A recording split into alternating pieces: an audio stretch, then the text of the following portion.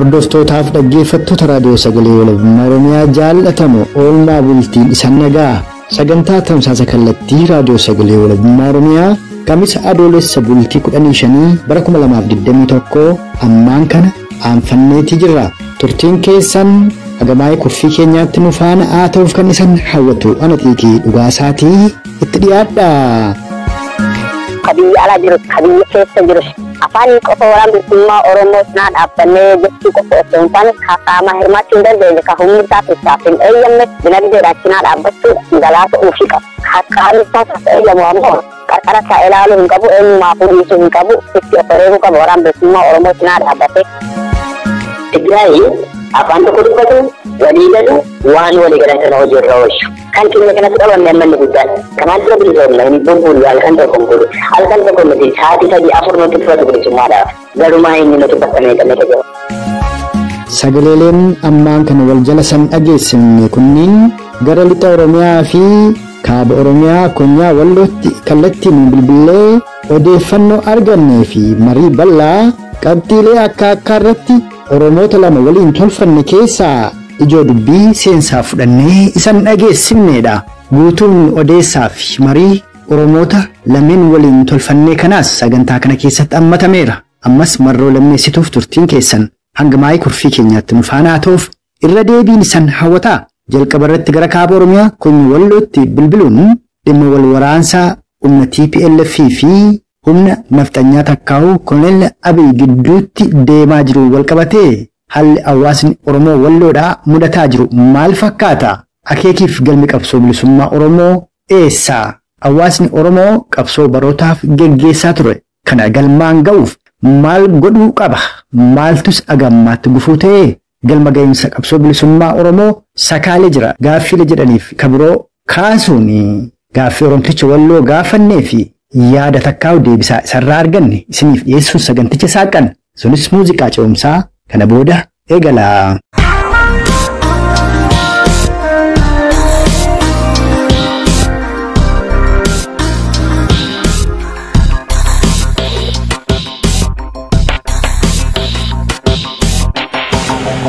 Egaa waa'ee lolaa TPLF kana yeroo rakkoo waggaa darbaa jiran erga wanti kun adda ta'ee erga yeruma garagaraatti akkuma aktivistoonni federaatti illee irratti haasaa ba'an lolli kun Oromoo waan ilaallatu miti Oromoo hin laallatu garuu yoo keessa laalle ammoo Oromoon keenya kun waanuma itti hin galchine keessa galee namoonni hedduun itti wareegamaniiru wareegama hin taane du'a booyyee du'anii beekta akka hin taanetti bakka hafanii jiru. Bara darbe kana addatti poolisii Oromiyaa irraattis namoota hedduutu wareegame bakka sanatti ni du'anii ammas immoo lolli suni waan qabbanaa fakkaatee irrattiidhaan humni deebi'ee uummata sana ofirraa arga naannoo Amaaraa kanaa fi TPLF'n gaafa isaan as deebitu ammallee of haasuudhaaf humni adda naannoo Amaaraa kun yaamicha kallattii godhee yaamicha isaa yoo fudhachuu danda'e dirqisiisuutu mul'ataa jira. Addatti gara godina walloo kanatti kan namoota 10 dirqamaan akka hir'isi yeroo gaafatan kanatti uummanni Oromoo walloo kun ammoo ofiisaatii Amaaraaf birmattee TPLF'dhaan walloluudhaaf deemuu dhiisitee ofittuu isaatti jira karaa daangaa Afiriitiin lolatti jira. Yeroo ammaa kanatti dideeti kan jiru jechuudha. Oromoo walloo qooda irraa hin fudhanne nu hin laallatu akkuma irraa addachaa walii makata ibu addatti naquu barbaadu ammas baqattoonni humni raayyaa ittisa biyyaa Tigraay keessaa baqatan godina keenya kana keessa bifa adda addaatti bakka adda addaa qubachaa kan jiran uummanni kun gaafa isaaniif hin dirmannu jedhee gaafa dide kana uummata kanarratti haaloo ba'uudhaaf fakkaata. Bara darbellee gaafuma TPLF'n isaan akka malee isaan rukuttee of duuba deebi'anii Oromoo walloo kanarratti lola jiillee aanaa jiillee irratti bifa addaatti dhiyeessantu ture. Ammas ammoo erga bakka san guutuma guutuutti gaafa baafaman kunooti walloo karaa daangaa Afiriirraan haga Daarfaageerraan kallattii miilleetiin tokko tokkoon waraanatu lafa hidhee jira jechuudha. Humni raayyaa ittisa biyyaa TPLF irraa baqatee dhufe sun amma gaafa dirmadhaa bakka sanatti gaafa jiran uummanni kun waan ofirraa dideef maaliif didaniitti bakkatti cafaquudhaaf waan deeman fakkaata. Karaa daangaa Afiriitiin akka hidhamee jira. Asimmoo godina Oromoo kana keessatti karaa daawweetiin karaa hidhaadha. Addara raayyaa ittisa biyyaatti karaa hartummaatti lafti hidhaa. karaa jilleetiin illee lafti hidhaa Oromoo walloo kana gidduutti haaloo bahuu barbaadu jechuudha. amma yeroo nyaapa akkasittiin wal haadhaa jiru kanatti Oromoon ofiis hidhachaa wal hidhachiisaa leenjiis fudhataa wooboo jabeessee amma qabsoo wooboo fi miseensonni qeerroof qarree bilisummaa Oromoo hawaasni Oromoo bal'aa itti jiru kan galma isaan ga'u irratti sila attamitti hojjetame gaariidha jettee yaaddati. Egaa yeroo ammaa kana sirriidha akkuma jedhamu jarri deemanii kan wal nyaachaa jiran nyaachuu kan wal nyaachaa jira waan ta'eef yeroo kanatti ammoo Oromoon yeroo isaan wal nyaata kanatti hiree argateen Oromoo wal hidhachiisuu qaba. Waraana bilisummaa Oromoo cinaa dhaabbate qabsoon bilisummaa Oromoo goolaba kan itti goonu kalaa waraana bilisummaa Oromootiin alatti kallattiin biraan baasuu jiru jennee irra deddeebiidhaan irratti walii galamee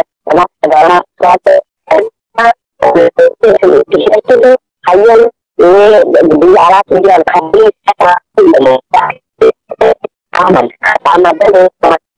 maateeti waliin dhufeeti asitti waraana bilisummaa Oromoo kana jabeeffachuu qaba. Cinaa dhaabbachuu qaba. Wanni tokko wanni isaanirraa fakkeenya irraa fudhannu yoo jiraate gaafa walitti tolleessu kun garmalee hammaatu warri tolleessi kun akka aktivistoota akka gaazexeessitoota kan umriin isaanii eeyyamuu fi humna qabanii humnaan waraanatti dabalamuu danda'an biyya ambaatti galanii yeroo waraana cinaa dhaabbatan agarta. Keenya kun ammoo ka ta'uu qabu ka biyya alaa jirus ka biyya keessa jirus afaan qofa waraana bilisummaa Oromoo cinaa dhaabbannee jechuu qofa osoo hin taane qaama hirmaachuu hin dandeenye ka humni isaa keessaa hin eeyyamne ka humnaan tursuu hin dandeenye dinagdeedhaan cinaa dhaabbachuu galaata ofii qaba. Qaamni isaa eeyyamu ammoo eenyumaafuu qarqara taa'ee ilaaluu hin qabu eenyumaafuu dhiisuu hin qabu itti of wareeguu qaba. Waraana bilisummaa Oromoo cinaa dhaabbatee qaamaa qalbiidhaan gootuutti itti of kennuu qabaadha. Oromoon of kenniisaan qabsoo kanarratti hirmaachuu qabaadha. Amma cinaa deemuu osoo hin taane irraa sochuu osoo hin taane inni dhimma biyyaatti qabsoo biyyaatti erga jennee qabsoo biyyaatti ammoo wareegama guutuu kafaluu nama barbaachisa. Hayyoon keenya jaalladhistuudha akkuma jedha gaafa dhimma qabsoo keessattuu fedhii dhuunfaa keessi mataarra jettu akkuma jedhamu sana guutuma guutuutti itti of kennuu gaafata. Dargaggeessi Oromoo cinaa dhaabbateeti bukkee deemu dinagdee qofaan hin deegaraadhaan bukkee deemu osoo hin taane ka humni isaa eeyyame qaamaan itti hirmaachuu qaba. Keessatti qaalaa erga karaan tokkichi jiru waraana bilisummaa Oromoo jabeessuu ta'e hidhachiisuu ta'e waliin hidhachuu ta'e Oromoonni kitila 50-60tti lakkaa'amu kuni maaliif sanatti hiriiruu dadhabeera? Maaltu agammaatti saba kana burjaajessaa jira? Kana furuufoo maali falli? Bishaan baarmeela bishaan ibiddi tokko walqixa dabsu jedha.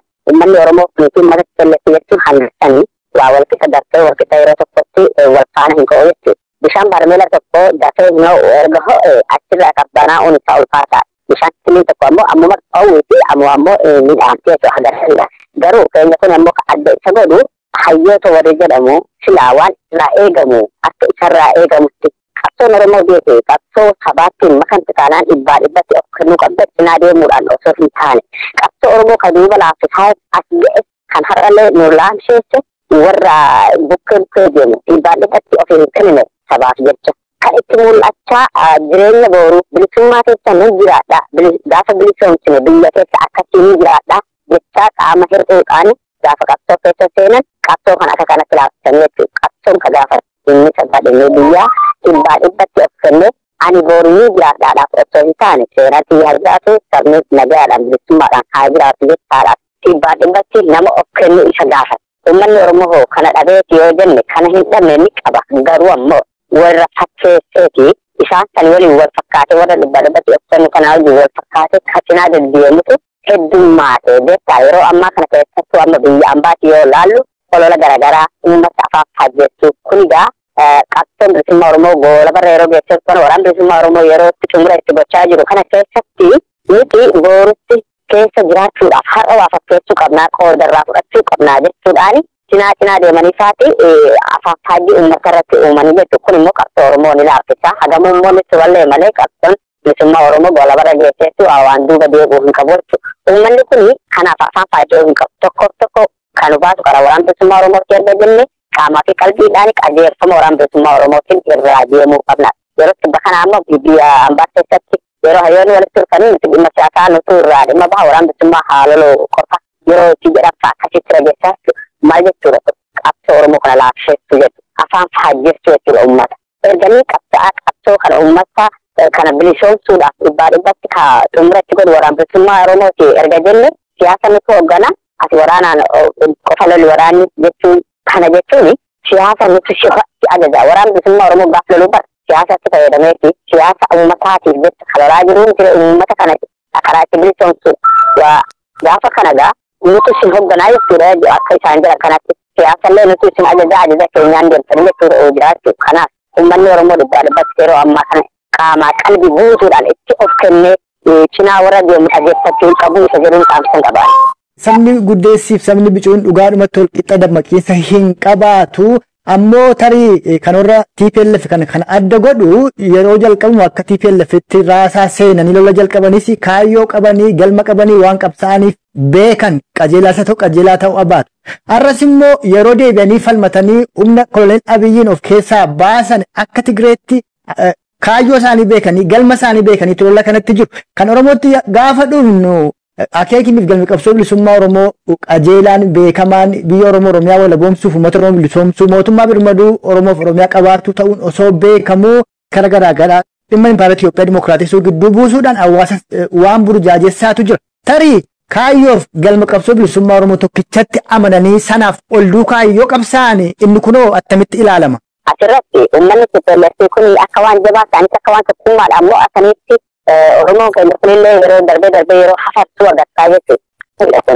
Ilmaatu uummatti TPLF kun baay'ee dadhaboodha.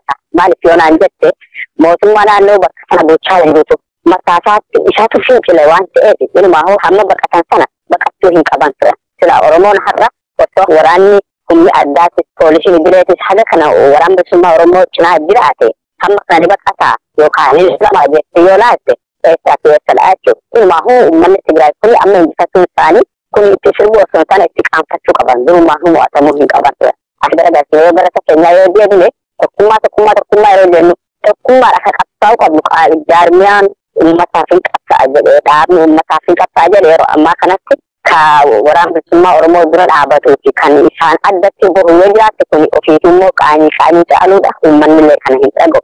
Tokkummaa yeroo jennu warri nutti jiru Oromoo keessaa kan hubaboomti jiru tokkummaa isaanii wanni isaan oolu waan jiru wanni isaan wanni hin jiru.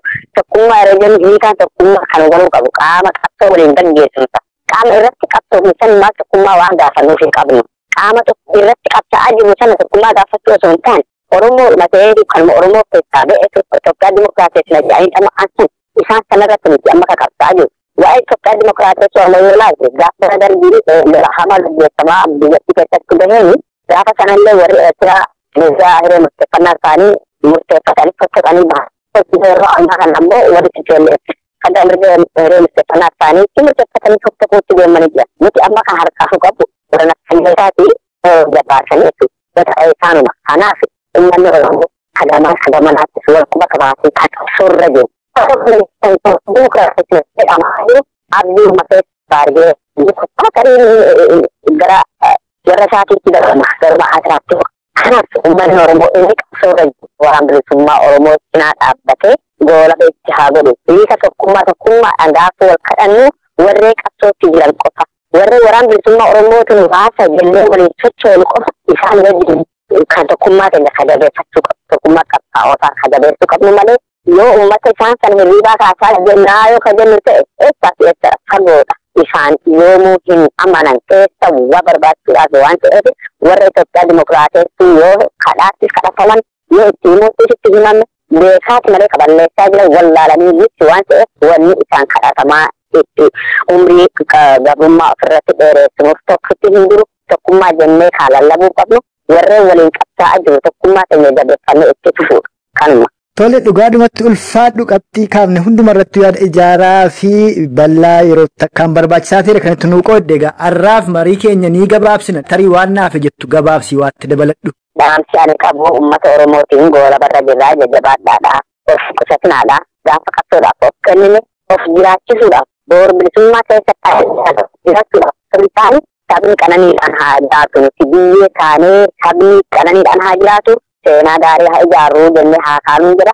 Itti aansee ammoo warreen umriin gabrummaa irratti dheerattee waraan bilisummaa Oromoos bara haga kanatti ture umriin gabrummaa irratti dheerattee jedhanii warreen of keessatti gunguman yeroo hedduu ni agarranii dhageenya. Kanaaf qabsoon Oromoo bifa adda ta'e waraan bilisummaa Oromootiin erga jalqabe yoo baay'ate waggaa 42 kaasi yoo baay'ate jedhame. Kanaaf kun hin dheeranne irmaayyuu qabsoon waraan bilisummaa Oromootiin gaggeeffamaa jiru. Baay'ee nuuf shaffisaa jira.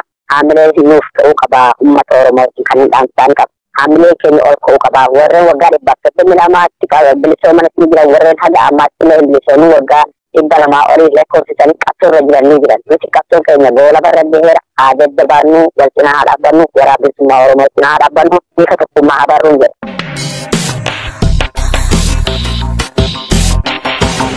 Kan amma dhageessan kun haala yeroo ammaatti hawaasni Oromoo konyaa walloo mudataa jiruu fi dhimma akeekaaf galma qabsoo bilisummaa Oromoo bu'aa bahii qabsoon bilisummaa Oromoo keessa dabartee as geesses kaasuudhaan fuulduratti ammoo galmi qabsoo bilisummaa Oromoodhaa akkas dhiyaatuuf maaltu ta'uu qaba? Tokkummaan Oromummaa maal kan of keessatti ammatti takkaa'u maal giddu galeessa godhatuu qabaaf qabxiilee akka irratti yaada Oromtichi konyaa walloo irraa argannee isaan dhageessifnedha. Ammoo gara lixa Oromiyaa godina Wallagga Ba'aatti bilbiluun Oromticha tokko waliin marii bal'aa dhimma yeroo Oromoof Oromiyaa addatti sochii waraana bilisummaa Oromoo wooboo hooggansi qabsoo bilisummaa Oromoo irraa eenyu akeekniif galmi qabsoo bilisummaa Oromoos eessa gaaffii jedhaniif kabiroo irratti yaada Oromticha konyaa Wallagga Ba'aa irraa argannetti suniif dhiyaataa turtiin keessan ammas agamaa'ii kurfii keenyaatti nu faana haa ta'u.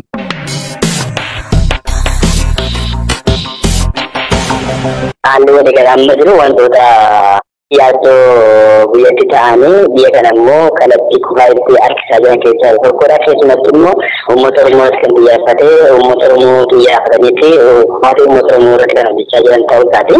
Keessumaa godinaalee Oromiyaa adda addaa fudhattee ilaaltee uummata Oromoo ajjeesuun hidhuun waan isaanii kan itti fakkeessuun keessumaa dargaggoo Oromoo bakka tokkotti qophaa'aa jiru adamsuun warreen dhimma quuqama uummata Oromoo qaban sabboonummaa qaban adamsuun gideessuun isa duriirra caalaa mataa dhokfatee amma kan itti jiru ta'uu isaati jechuudha. Yeroo asitti immoo dabballoonni aanaa irraa kaasee amma galtaatti jiran godina irraa kaasee warri jiran kun kallattiin ergamni isaanii warreen quuqama walii qaban sanaaf walii kennaa jiran miti. Waan fudhatan ammoo ittiin hojjechaa jiran kun waan ammaasaadha jechuudha. Uummanni Oromoo hin barre ammallee. Hin barre irratti hin dammanne mootummaatti kan ta'an irratti hin dammanne. Inni irratti dammaqe immoo yeroo irratti dammaqee hojjechuudhaaf jedhu immoo wal dura dhaabbachuun keessaa falaa wal danquun yeroo inni keessaa qabsaa'u qabsooftichi inni alaamuudhaan kun wal dura dhaabbachuun ni mul'ata.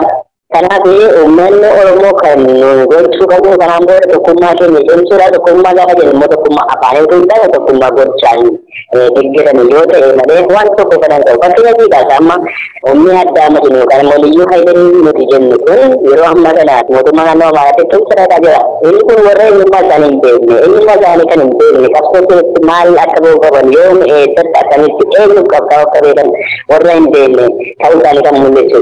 Lubbuu isaanii bakka hin taanetti darbuudhaaf kan deemaa jiru jechuudha. Warreen leenjii gahaa hin qabne jedhaa miliquu hin dandeenye meeshaan lafatti figatanii warreen baqatan warri kun utuu deebi'anii uummata Oromootiif qabsaa'anii wabootti dabalamanii karaa sirrii ta'een leenjii gaafatanii meeshaa isaanii qabatanii gara wabootti dabalamanii uummata isaaniif qabsaa'anii mootummaa nama nyaataa kana kan uummata Oromoo afaan baree uummata Oromoo dhiiga dhugaa jiru kana utuu irraatti kumbulchanii gaarii natti fakkaata. Isaan amma garuu hin beekan qarshiitti illee ilaalanii gara kan keessaa gaaragan mootummaa gargaaruu fakkeessanii mootummaa keessatti tumsa gatee kan deemaa jiru. Kana qofaaniiti immoo amma immoo yuunifoormii isaanii iyyuu jijjiiree uffata seeraa isaanii jijjiiree isaan biyya iddoo Oromiyaa yookaan immoo humna addaa Oromiyaa warra jedhaman gara waraana makalaayaatti yookaan immoo raayyaa ittisa biyyaatti jijjiiraa jira jechuudha. Ijoolleen garuu kan hin beekan jarri guddinatti fakkaate waan raayyaa ittisa biyyaatti qabamuuf jecha guddinatti fakkaate keessatti keessaa naannoo mootummaa naannoo isaa isaan itti gara guddina fakkaataa deemaa jiru gammadaa jiru. Baay'ee isaanii immoo kan gadeen kan quuqama qaban kan aarii qaban gadhiisanii ba'anii keessa badaa jiru jechuudha. Baay'ee isaanii keessa ba'anii badaa jiru.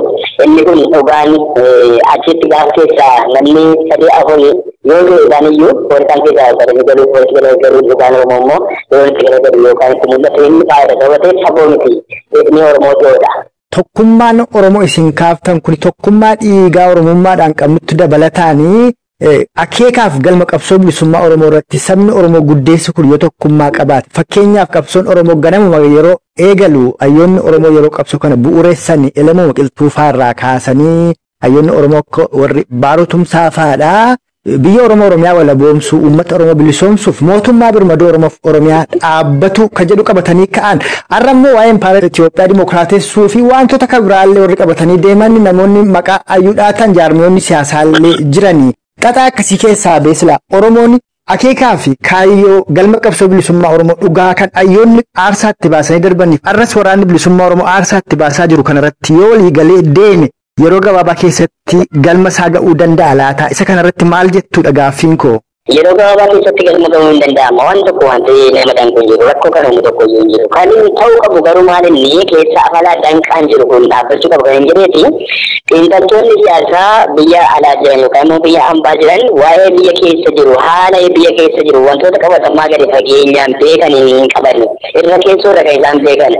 Kan biyya keessa jiru garuuti waraanni bilisummaa Oromoo maalirraa akka inni jiru eessatti akka inni deemaa jiru tartiiboo isaa gadi fageenyaan torbeedhaa torbeetti guyyaadhaa guyyaatti saatiidhaa saatiitti garaagarummaa jiru cimina isaan gidduu jiru danqaa isaan gidduu jiru waan beekuu fi waan sirriidhaaf sirrii ta'e qofaadha kallattitti adeemuu qabu yeroo inni biyya keessaa dubbatu kan biyya alaa garuuti tartiiboo duraan qabatee jiru qofaa fleksibilitii kan hin qabne jijjiirama kan hin qabne xiinsammuu biyya keessaa waraanni bilisummaa Oromootiin socho'aa jiru kan hin beekne sana qofaadhaan kan socho'aa jiran isaan biyya alaatii miidiyaa irratti yoo dabarsan jechuudha. Garaagarummaan kun immoo maal fida? Yeroon bilisummaan Oromoo moora jennu kan asii jalaa dheeressuu danda'a. Isaan maalirraa fudhachuu qabu?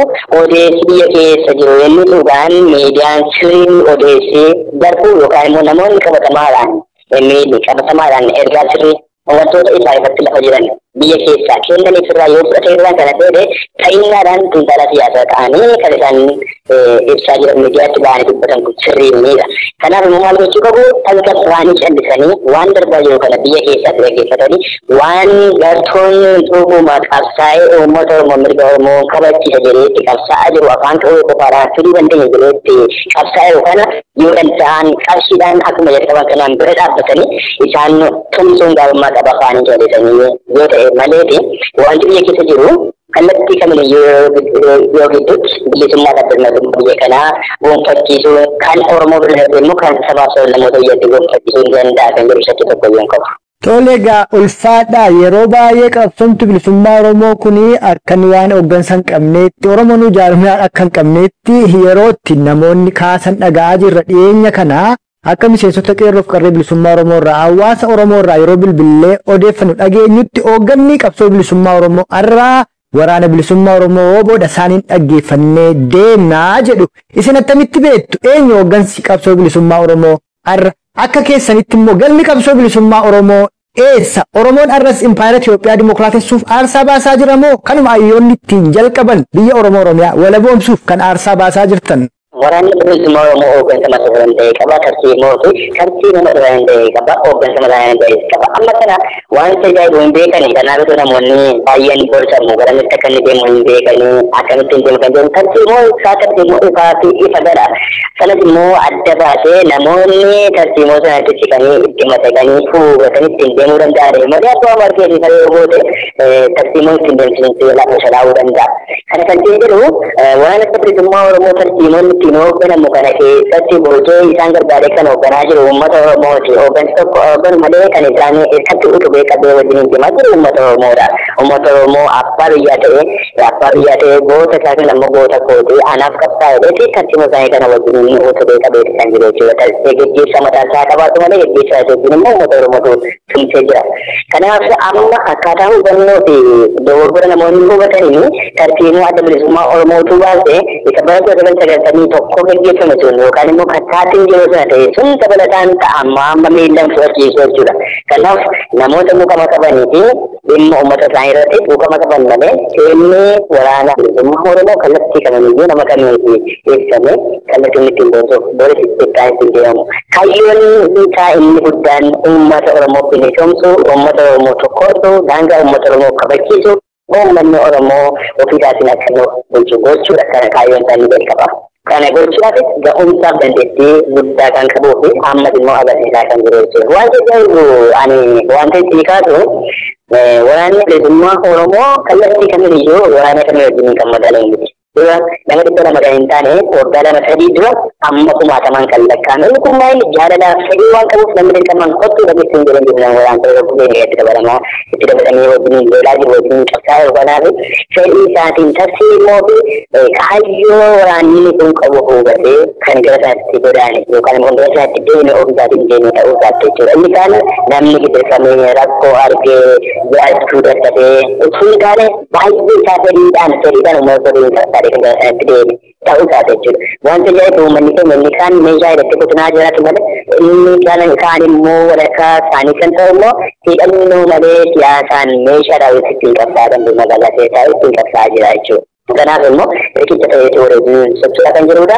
Nuun inni guddaan warreen nuti afaan yookaan immoo siyaasaan uummata Oromoo bilisa baasina kan jiran sun hin danda'amu. Gonkumaa yaadamu afaan qofaadhaan uummata Oromoo fi Oromiyaa bilisa baasna kan waraabamna kan jedhu qofattaman. Oromiyaan erga koloneeffatamtee waggaa 150 lakkoofsiftee jirti. Oromoos gabrummaan erga mudate agasuma bubbulee jira. Warri TPLF kunoo ganna 30 keetti yeroo lammaffaadhaaf bilisummaa isaanii labsatuudhaaf deemaa jiru. Har'as immoo Oromoon achuma jira.